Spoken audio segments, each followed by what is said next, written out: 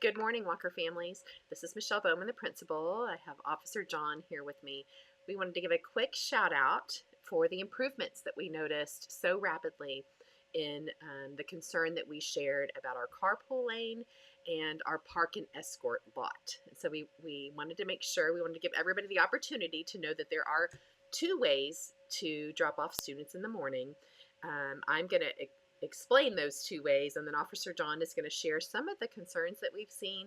But also, we wanted to really thank you for your immediate response and improvements. So, in case you missed our earlier message this week, we did share a concern that we had two students that were in danger. They were not harmed, but they were definitely in a dangerous situation due to not following those procedures. So, as is our nature in elementary school, we want to teach and inform, right? So we do have two ways for drop off.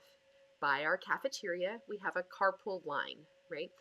Now, it's moving a little differently right now with the super freezing temperatures, right? We're allowing people in through a door service, but ordinarily we would have safety patrol out helping with doors, right?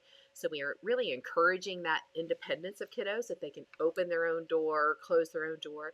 But if your child isn't there yet, if independent door opening and closing isn't in place yet, we have a park and escort lot, right? So before I get into that, the carpool line is for students who can independently open and close the door and keep that line moving. Like you're coming to a pause, they're getting out, and we're keeping the line moving. But if that's not where you are yet, or if you prefer to walk your child in, we have the park and escort lot in the front lot.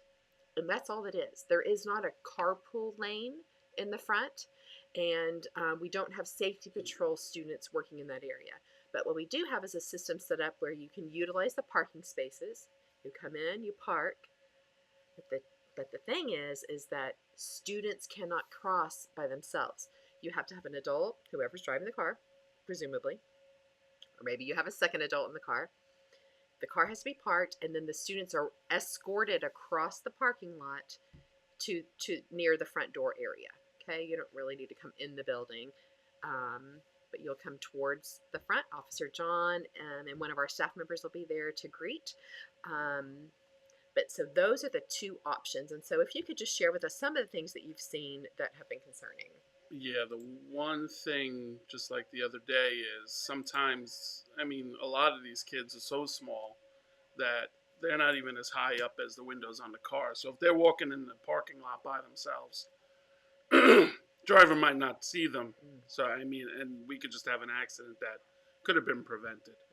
And also when you're backing out, to look at your mirrors and check, because even with a parent walking, sometimes I see, it could be a dangerous situation, but if everybody's just looking at their mirrors and paying attention to their surroundings, we should be fine.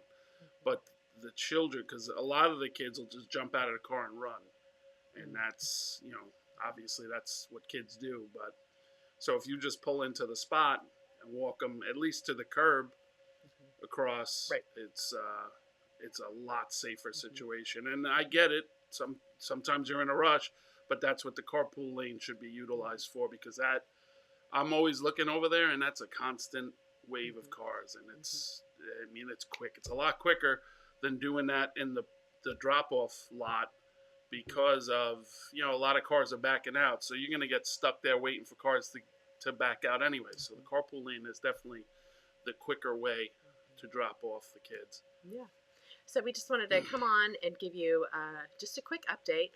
Really say thank you, because we did see immediate improvement, Yeah, right? So we really appreciate that you got the message and responded so rapidly. So we wish you a wonderful week. Hopefully we'll have a little bit warmer weather, and thank you for your partnership. Thank you.